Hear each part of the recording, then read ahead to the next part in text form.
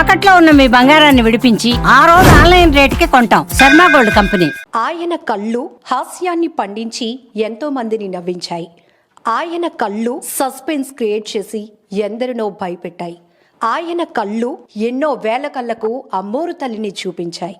ఇప్పటికే మీ అందరికీ అర్థమై ఉంటుంది ఆయన ఎవరంటే ప్రముఖ సినీ హాస్య నటులు కల్లు చిదంబరం గారు. ఆయన గురించి మనకు తెలియలేని ఎన్నో విషయాలు ఇప్పుడు తెలియజేసే ప్రయత్నమై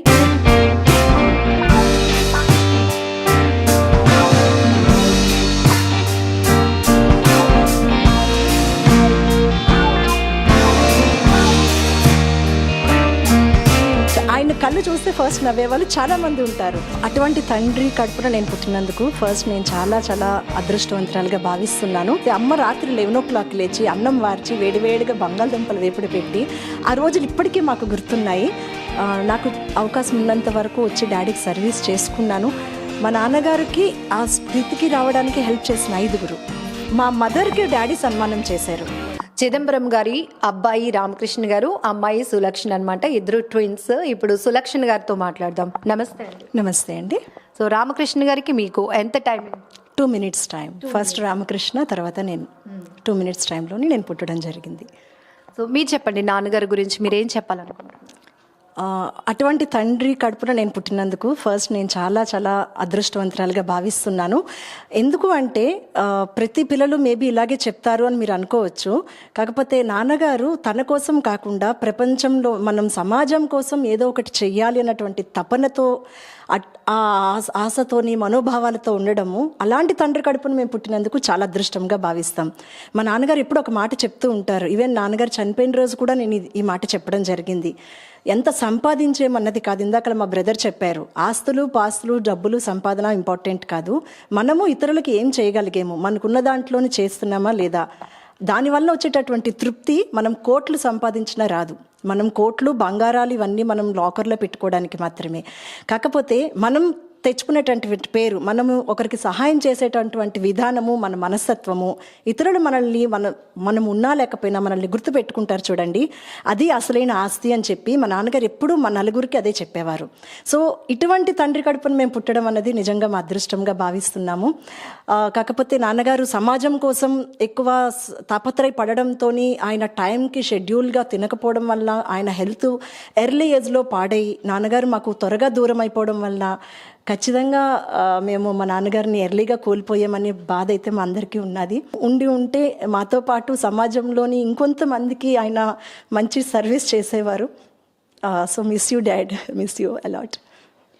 మీ బ్రదర్ చెప్పినట్టు రామకృష్ణ గారు ఒక సినిమాతో ఐ ప్రాబ్లంతో చేసి ఇది అందరికీ నచ్చింది, అందరికీ హాస్యాన్ని పండిస్తుందని ఆయన ట్రీట్మెంట్ తీసుకోకుండా ఆయన బాగు చేసుకోపోవడం అంటే ఇది చాలా దీని గురించి అదేను ఇప్పుడు నేను చెప్పింది ఏంటి అంటే, కొంతమంది ఉంటారు ఏంటంటే అవతల వాళ్ళని కొట్టైనా సరే నేను బాగుండాలి, కొంతమంది ఏంటి అంటే అవతల వాళ్ళు బాగుండాలి నేను బాగుండాలి, ఇంకొన్ని కేసెస్లో ఏంటంటే నేను బాగుంటే చాలు వాళ్ళు పోతే నాకేంటి. ఈ రకం కాకుండా మా నాన్నగారు ఏంటంటే నేను బాగులేకపోయినా నా వల్ల 10 మంది బాగుంటే చాలు, అది ఆర్థికంగానా లేకపోతే మానసికంగానా లేకపోతే స్పిరిచువల్గానా, ఈ రకంగా ఆయన నా వల్ల 10 మంది ఆనందిస్తారు, నేను చేసే కామెడీతోని 10 మందిలోని ఆనందము సంతోషము వస్తుంది, కాబట్టి నేను ఒక్కడినే కన్ను బాగు చేయించుకుంటా నాకు ఒక్కడికే అది స్వార్థం అవుతుంది.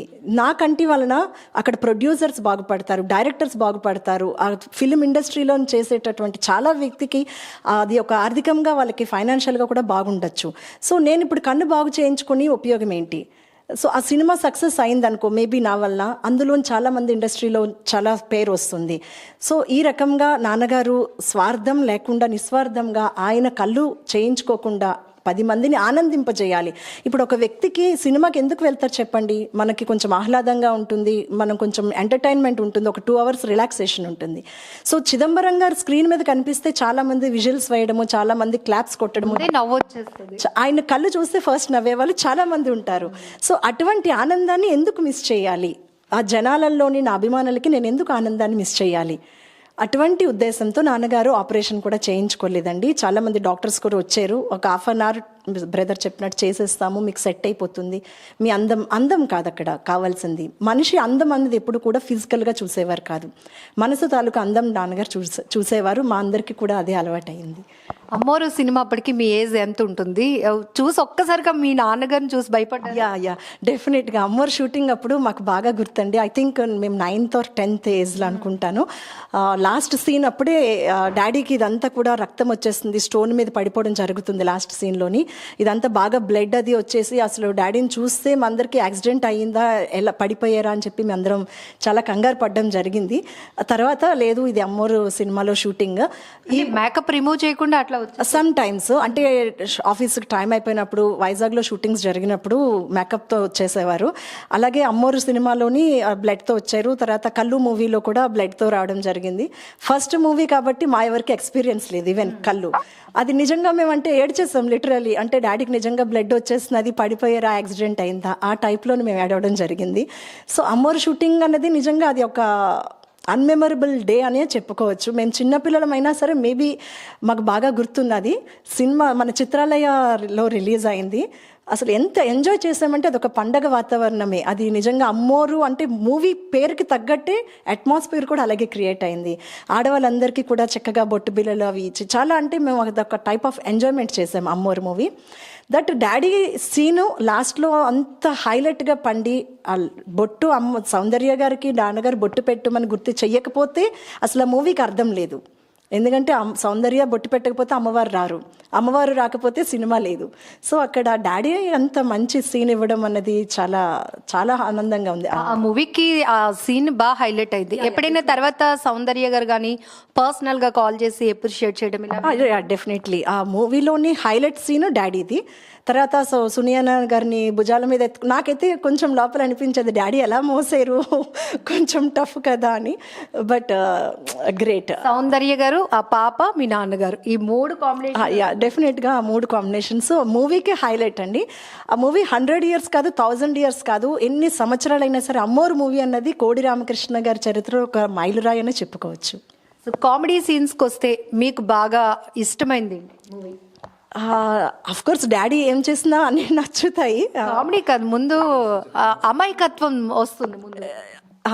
నాకు ఒట్టేసి చెప్తున్నాలో ఇష్టము బ్రదర్ అన్నట్టు. ఎందుకు అంటే ఆయనకి డబ్బులు కావాలి, బ్యాంకుకి వెళ్తారు, లోన్ డబ్బులు ఎలా వస్తాయి కూడా తెలియకుండా ఒక మంచి స్టైలిష్గా వైట్ డ్రెస్ వేసుకొని వెళ్ళిపోతారు. ఆస్తి తీసుకొని రండి అంటే తాజ్మహల్ నాది, చార్మినార్ నాది అని చెప్పి ఆ పేపర్స్ తీసుకొని వెళ్ళడం జరుగుతుంది. తర్వాత ఆస్తి అంటే నువ్వు కష్టపడి తీసుకొచ్చింది ఏదో అదే నీ ఆస్తి అని చెప్తారు మేనేజర్. సో ఓకే నా కష్టార్జితం అని చెప్పి ఒక 6 members 2 భార్యల్ని 4 పిల్లల్ని తీసుకొని వెళ్తారు. ఆ సీన్ అయితే నాకు చాలా బాగా రియల్ లైఫ్లో అయితే మీ 4? రియల్ లైఫ్లో మేము 4 బట్టి ఇంకొకరు ఉండకూడదు ఆ టైప్లోని. బట్ నాకైతే చాలా ఇష్టం, ఒట్టేసి చెప్తున్నా. మాట్లాడే మేకను కొంటున్నాను అని చెప్పేసి రాజేంద్ర ప్రసాద్ గారు April 1 విడుదలని మాట్లాడే మేక అంత అమాయకత్వం కూడా అంటే ఒక వ్యక్తిలోని ప్రతి సీన్ని కూడా చూపించగలుగుతారు. సో ఒక సినిమాలోని అమ్మోరు సినిమాలోని మనం చూస్తే సీరియస్నెస్ కూడా చూసాము, అదే అమాయకత్వము ఒట్టేసి చెప్తున్నలా చూసాము. ఈ మేకప్ విషయంలో April 1 విడుదల దాంట్లోని ఆయనకి ఏమీ తెలీదు, అంటే ఒక పల్లెటూరు వాడిని ఎంత ఈజీగా మోసపోవచ్చు, ఈ రకంగా ఆ సినిమాలో చూడడం జరుగుతుంది. అది కూడా చాలా బాగుంటుంది April 1 విడుదల. చాలా మంచి పెద్ద పెద్ద హీరోస్తో కూడా ఆయన మూవీస్లో యాక్ట్ చేయడం జరిగింది. పర్సనల్ లైఫ్లో మీకు ఆడపిల్లలుగా మీకు కానీ ఏం చెప్పేవారు? సినిమాలో చూసినట్టే అంతే ఫన్నీగా సరదాగా ఉండేవారా, లేకపోతే స్ట్రిక్ట్గా అలా ఉండేవారా? స్ట్రిక్ట్గా ఉండేవారు. స్ట్రిక్ట్గా ఉండేవారని అప్పుడు మేము ఫీల్ అయ్యేవాళ్ళమి. బట్ ఈ రోజు యాజ్ ఎ పేరెంట్గా మా పిల్లల దగ్గర మేము స్ట్రిక్ట్గా ఉంటున్నప్పుడు మూవీలో మీరు బాగా ఎంజాయ్ చేసి ఉంటారు, కొత్తగా డాడీని కొత్తగా డెఫినెట్గా డాడీ కొత్తగానే కనిపించేవారు. మాకు సమ్ టైమ్స్ అనిపించేది అయ్యో ఇంట్లో కూడా ఇలాగా ఫన్గా ఉంటే బాగుండేది అని అనిపించేది. బట్ ఇప్పుడు మా పిల్లల దగ్గరికి వచ్చేసరికి మేము ఎలాగైతే బిహేవ్ చేస్తున్నామో ఓకే డాడీ అమ్మ చేసింది కరెక్ట్ అని చెప్పి, బట్ కొంచెం డాడీ అయితే స్ట్రిక్ట్గానే ఉండేవారు. ఈవెన్ మేము కొన్నాళ్ళు భయపడే వాళ్ళం. ఆఫ్టర్ మ్యారేజ్ డాడీతో చాలా ఫ్రీగా మూవ్ అవ్వడం జరుగుతున్నది. సో ఇంకా ఆడపిల్లల విషయంకి వచ్చేసరికి ఏంటంటే డాడీకి వ్యత్యాసం లేదు, అబ్బాయిలు అమ్మాయిలు అన్న వ్యత్యాసం లేదు. కాకపోతే రూల్స్ అండ్ రెగ్యులేషన్స్ రిస్ట్రిక్షన్స్ అన్నది మాకు మన సంప్రదాయం ప్రకారం ఉండాలి. మడి తడి ఆచారం అనేది నాన్నగారికి చాలా ఎక్కువగా ఉండేది. మేము కూడా నాన్నగారు ఏం చెప్తే అది వినేవాళ్ళమి, అపోజిట్గా మేమేం మాట్లాడేవాళ్ళం కాదు. ఎందుకంటే మనము యాజ్ ఏ పిల్లలుగా తల్లిదండ్రులకి మంచి పేరు తీసుకురావాలి. మనం ఇచ్చే ఎసెట్ అది, తల్లిదండ్రులు మనకిచ్చే ఎసెట్ మనల్ని మంచిగా పెంచేమో అన్న ఫీల్ వాళ్ళకు ఉన్నట్టే మేము తల్లిదండ్రుల మాట విన్నాము అన్న మంచి పేరు వాళ్ళకి తీసుకొని రావాలి. కాబట్టి డెఫినెట్గా డాడీ అమ్మ ఏం చెప్తే అది వినేవాళ్ళమి. ఒకవైపు జాబ్, మరోవైపు మూవీస్, ఇంకోవైపు ఆర్టిస్టుల కోసం ఏదో సర్వీస్ చేయాలని తపన. సో అమ్మ సపోర్ట్ డాడీకి ఎలా ఉండేది? 100%. అమ్మ సపోర్ట్ లేకపోతే ఐ థింక్ డాడీ ఒక ఇండస్ట్రీకి వెళ్ళేవారు కాదు అని నేను చెప్తా. డాడీ పరంగా డాడీది యాక్టింగ్ మేబీ అయి ఉండొచ్చు, కాకపోతే ఇంట్లోని నాటకాలు వేసిన సమయంలోని నాన్నగారు 11:30-12 గంటలకి, ఇందాక మా బ్రదర్ చెప్పినట్టు సత్యానంద్ గారు అలా 2-3 మిత్రులు ఉండేవారు. వాళ్ళందరూ కూడా నాటకాలు వేసి ఇంటికి 11 o'clock తీసుకొచ్చి, అమ్మ పేరు శ్రీదేవి, నేను ఇంటికి భోజనానికి తీసుకొస్తున్నాను అని చెప్పి, అప్పట్లో ఫోన్స్ కూడా లేవు, చెప్పకుండానే ఇంటికి తీసుకొస్తే అమ్మ రాత్రి 11 o'clock లేచి అన్నం వార్చి వేడివేడిగా బంగాళదుంపలు వేపుడు పెట్టి, ఆ రోజులు ఇప్పటికీ మాకు గుర్తున్నాయి. అంత కష్టపడి ఒక్క మాట కూడా ఎందుకు ఈ టైంకి తీసుకొచ్చేవారని అమ్మ అనేవారు కాదు. అంత సపోర్ట్ చేసేవారు అమ్మకి, ఆ డాడీకి అమ్మ. సో నాన్నగారు అప్పుడు మేము అనుకునే వాళ్ళం, ఎందుకు ఇలా తీసుకొచ్చారు, అమ్మకి ఇబ్బంది కదా అలా అనుకునే వాళ్ళమి. కానీ ఆ రోజు అమ్మ అలా చేయడం వల్ల మా నాన్నగారు 60 years ఫంక్షన్ సెలబ్రేషన్ చేశారండి. ఆ రోజు మాకు అర్థమైంది మా నాన్నగారు మా అమ్మగారిని ఎంత ప్రేమిస్తున్నారు అని. సో డెఫినెట్గా అమ్మ సపోర్ట్ 100% ఉంది. దానికి మా నాన్నగారు ఈ రోజుకి కూడా నాన్నగారి పేరు చరిత్రలో నిలిచింది అంటే అమ్మ పేరు వెనకాతలో ఉన్నట్టే మేమైతే అలాగే భావిస్తున్నాము. అప్పట్లో సినిమా ఇండస్ట్రీకి వెళ్ళడం అంటే ఎంతో గొప్ప. మీ నాన్నగారు కదా, మీ నాన్నగారు అని అలా మీకు స్కూల్ డేస్లో మీరు ఉన్నారు కాబట్టి అప్పుడు ఎలా ఉండేది మీ ప్రౌడ్నెస్? చాలా ప్రౌడ్గా ఉండేది.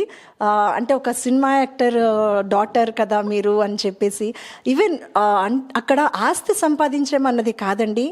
మేము ఇలాగే వెళ్తున్నప్పుడు మీ ఫాదర్ సినిమా యాక్టర్ అంట కదా అన్నప్పుడు నిజంగా మాకు చాలా గర్వంగా ఉండేది. ఎందుకంటే మీ నాన్నగారు ఏదో సర్వీస్ చేస్తున్నారంట కదా, ఇలాంటివన్నీ చెప్తున్నప్పుడు ఏంటంటే కరెక్టే కదా డాడీ చేసింది. మేము అప్పుడప్పుడు ఫీల్ అయ్యేవాళ్ళం, ఆయన హెల్త్ చూసుకోకుండా బయట వాళ్ళ కోసం ఎందుకు ఇంత తాపత్రయపడుతున్నారు అంటే, అక్కడ మా ఫీల్ ఏంటంటే మాకెక్కడ డాడీ దూరం అవుతారు అన్న ఫీల్తో మేము ఉండేవాళ్ళమి. బట్ ఎప్పుడైతే అట్నుంచి పబ్లిక్ నుంచి పాజిటివ్ రెస్పాన్స్ వచ్చిందో, కరెక్టే, ఇంట్లో అయితే మేము 3 members 4 members హ్యాపీగా ఫీల్ అవుతాం. బట్ బయటన అంటే 100 మంది డాడీకి సపోర్ట్ చేస్తున్నారు కాబట్టి డాడీ చేసింది కరెక్ట్ అని చెప్పి మేము చాలా హ్యాపీగా ఫీల్ అయ్యేవాళ్ళం. సో ఇంతమందిని నవ్వించిన ఆయన చివరి మూమెంట్లో ఆరోగ్య సమస్యతో బాధపడు. కరెక్ట్ అండి. అది ఈ విషయం అయితే మేము నిజంగా ఎప్పటికీ కూడా మా నాన్నగారు మా కళ్ళల్లోని మా హృదయంలోని ఉంటారు. మేము చాలా మిస్ అవుతున్నాము. ఎందుకంటే నేను బెంగళూరులో ఉన్నాను, హైదరాబాద్లో ఉన్న. డాడీ హాస్పిటలైజ్డ్ వచ్చినప్పుడల్లా సరే నేను వచ్చి నాకు అవకాశం ఉన్నంత వరకు వచ్చి డాడీకి సర్వీస్ చేసుకున్నాను. హాస్పిటల్లో ఉన్నంతసేపు కూడా డాడీకి నేనే ఫీడ్ చేసేదాన్ని. అదైతే చాలా విచారకరమైన రోజులని చెప్పుకోవచ్చు. బట్ భగవంతుడికి మంచి వాళ్ళని త్వరగా తీసుకువెళ్ళిపోతాడు అన్న నానుడి ఉంది కదా, సో అందుకే డాడీని త్వరగా తీసుకువెళ్ళడం జరిగింది. అప్పటికి కూడా మా నాన్నగారిలో మేము నేర్చుకున్నది ఏంటి అంటే, మనం అనారోగ్యంగా ఉన్నామా ఆరోగ్యంగా ఉన్నామన్నది కాదు, మన దగ్గర ఎంత ఉన్నదన్నది కాదు, మన దగ్గర ఉన్న దాంట్లోనే అది ఓపిక అవని, డబ్బులు అవని, సమయం అవని, అది ఇతరుల కోసం వెచ్చించండి అని చెప్పి మా నాన్నగారి దగ్గర మేము నేర్చుకున్నాము. అదే తోవలోని మా పెద్దన్నయ్య మా చిన్నన్నయ్య కూడా నడవడం జరుగుతున్నది. ఇటువంటి తండ్రి కడుపున పుట్టారని మీరు అడిగారు కదా, ఫస్ట్ మూవీకి మన ది గ్రేట్ లెజెండ్ ఎన్టీఆర్ గారి చేతుల మీద నాన్నగారు నంది అవార్డు పుచ్చుకున్నారు.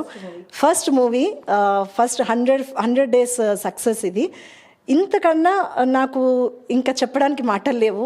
ఇలాంటి మంచి మూవీలోని డాడీ ఫస్ట్ నంది అవార్డు తీసుకున్నారు. అది కూడా సినిమాల మీద ఇంట్రెస్ట్ కానీ అవగాహన కానీ ఏమాత్రం లేని వ్యక్తి ఫస్ట్ మూవీకి 100 days ఫంక్షన్లో నంది అవార్డు పుచ్చుకున్నారు అంటే ఇంతకన్నా లెజెండరీ ఇంకా I'm so happy for this. 60 years డాడీకి షష్టి పూర్తి చేయాలి. బట్ మా ఇంట్లో షష్టి పూర్తి అచ్చిరాదు అని చెప్పేసి డాడీ వద్దు అని చెప్పారు, మనకి అలా వద్దు అని. బట్ మా నలుగురికి ఏంటి అంటే, మేము మీరు మాకు జన్మనిచ్చారు, సో మేము దాని కృతజ్ఞతగా రుణం తీర్చుకోవాలి ఖచ్చితంగా అని మేము ప్లాన్ చేసాము. ప్లాన్ చేసినప్పుడు డాడీ ఓకే అని చెప్పి యాక్సెప్ట్ చేయడం జరిగింది. మా ప్లాన్ ఈ విధంగా ఉంటే మా నాన్నగారు ప్లాన్ నిజంగా మాకు తెలియలేదు ఎందుకు ఓకే చెప్పారు అన్నది. స్టేజ్ మాకు సర్ప్రైజ్ చేశారు. ఏంటి అంటే స్టేజ్ మీద 60 సంవత్సరాల పుట్టినరోజు రోజు మా మదర్కి డాడీ సన్మానం చేశారు. మేము అసలు అది నిజంగా అసలు కళ్ళ కూడా ఊహించలేదు ఈ విధంగా జరుగుతుంది అని. ఆ రోజు మా అమ్మగారి కళ్ళల్లో చూసిన ఆనందము నిజంగా మాకైతే ఇప్పటికీ అవి మెమోరీస్గా ఉండిపోయాయి. అవి టిల్ మేము ఉన్నంత వరకు కూడా ఆనందం ఉంటుంది. ఎందుకు అంటే ప్రతి భర్త, అది ఏ భర్త అయినా సరే, భార్య చేసిన కష్టాన్ని గుర్తిస్తే ఆ భార్యకి అది ఆనందం ఉంటుంది. అది ఇంట్లో చిన్న పని నుంచి బయటను చేస్తున్న పెద్ద పనుల వరకు కూడా జరిగి ఉండొచ్చు. కాకపోతే అందరూ ఎవరెవరో పొగుడుతారు, అది ఆనందం అనిపించదు. బట్ ఒక భర్త భార్యని పొగిడితే ఆనందానికి అవధులు ఉండవండి. అందులోని ఆర్టిస్టులు వచ్చారు. అది మనకి డాడీకి ఒక 5 మిత్రులు ఉండేవారండి. వీరభద్రరావు గారు, సత్యానంద్ గారు, అలాగా అమ్మ, ఇంకొక 2 అంకుల్స్కి కూడా మా నాన్నగారికి ఆ స్థితికి రావడానికి హెల్ప్ చేసిన 5. వాళ్ళ 5 కూడా డాడీ అక్కడ స్టేజ్ మీద సన్మానం చేయడం జరిగింది. నాన్నగారికి కళలన్నా కళాకారులన్నా చాలా ఇష్టమని మా బ్రదర్ చెప్పాడు. అందులోని ఫస్ట్ నుంచి కూడా ఏ కళాకారులను అయితే ఇష్టపడుతున్నారో తప్పిడిగుళ్ళు, కోలాటము ఇవన్నీ కూడా ఒక 3 hours ప్రోగ్రామ్ కింద అరేంజ్ చేసామండి మేమందరం కలిపి. ఆ సర్ప్రైజ్ మేము మా నాన్నగారికి ఇస్తే మా నాన్నగారు అమ్మ కోసం సన్మానం చేసి సర్ప్రైజ్ ఇచ్చారు. నిజంగా చాలా చాలా మెమొరబుల్ డే మాకు. సో ఈ ఫ్రేమ్ అయితే మా నలుగురికి కూడా చాలా ఇష్టం.